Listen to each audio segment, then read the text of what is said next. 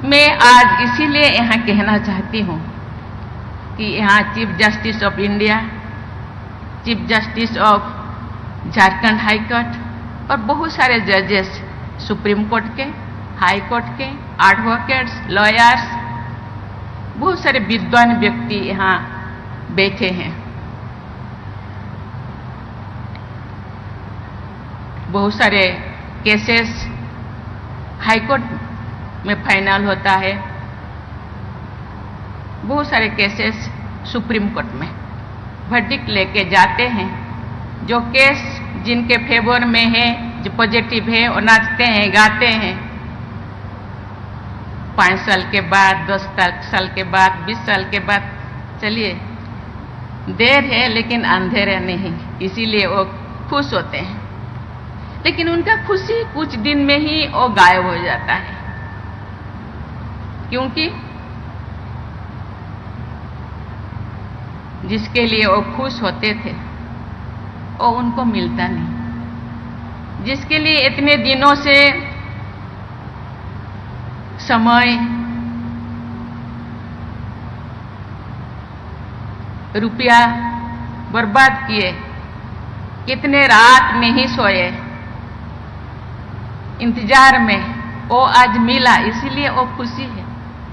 लेकिन कुछ दिन के बाद जो वो खुशी एक्चुअल खुश में कन्वर्ट नहीं होता तो वो फिर दुखी हो जाते हैं। मैं एक छोटी सी गांव में से आई हूँ, वहाँ एक छोटी सी मेंबर में थी फैमिली काउंसलिंग सेंटर के। हम क्या करते थे, कुछ केसेस फाइनल होने के बाद हम रिविजिट करते थे।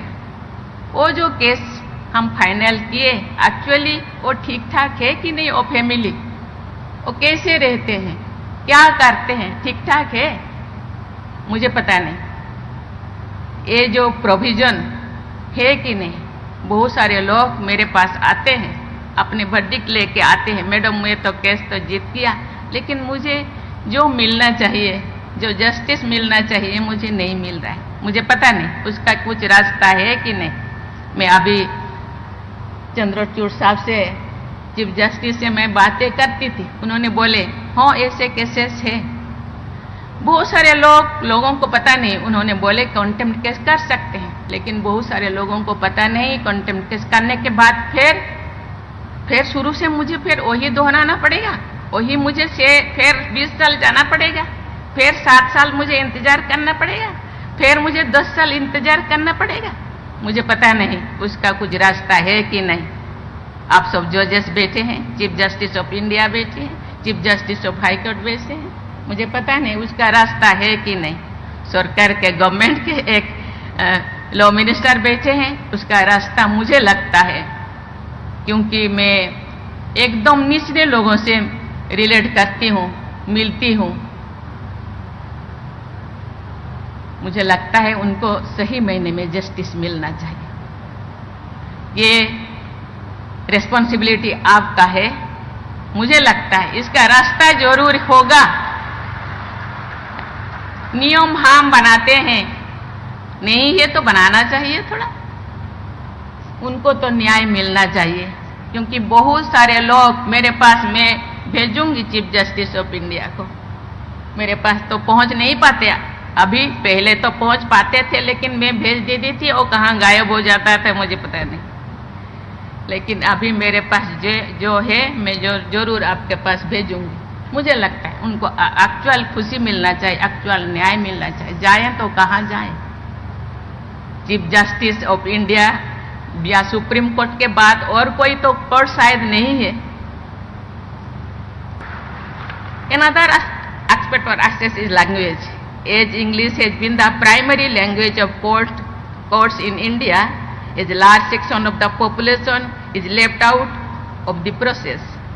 The language of justice should be inclusive so that the parties to the particular case as well as interested citizens at large can become effective stakeholders in the system. The Supreme Court made a worthy beginning when it started making its judgments available in a number of Indian languages. and many other courts have also been doing so now. Needless to say, in a state like Jharkhand with rich linguistic variety, these factors becomes all the more relevant. I am sure the authorities are considering ways to make the court processes more accessible to people who are more comfortable with languages other than English.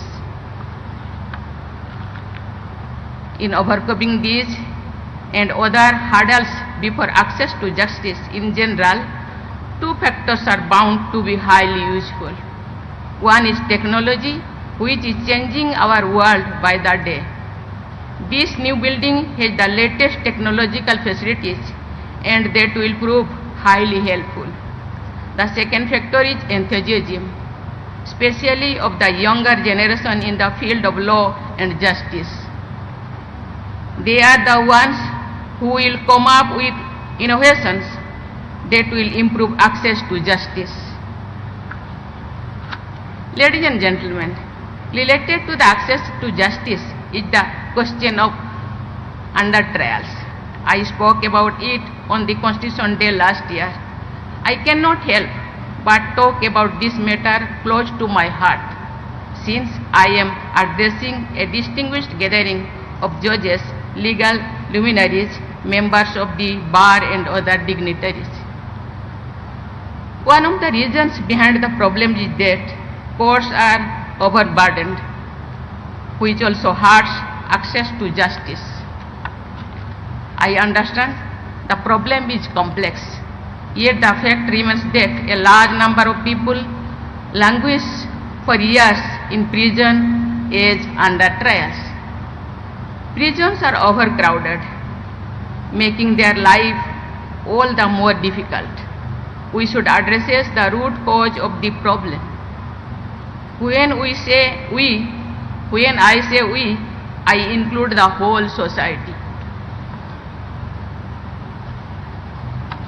Still, it is good to see that the problem has been noticed widely.